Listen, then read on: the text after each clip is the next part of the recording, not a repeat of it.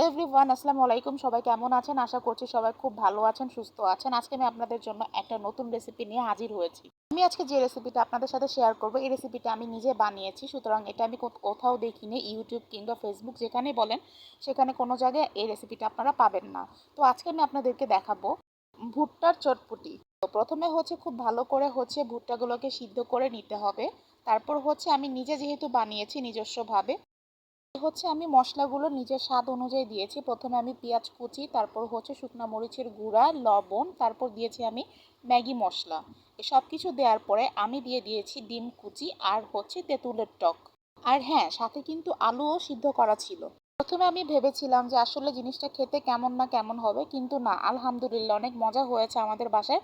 সবাই খেয়ে অনেক মজা বলেছে। আপনারাও ট্রাই করবেন। যারা যারা ট্রাই করবেন আমাকে কমেন্টে অবশ্যই জানাবেন। সবাই ভালো থাকবেন, সুস্থ থাকবেন। আমার পেজে প্রত্যেকটা ভিডিওতে লাইক, কমেন্ট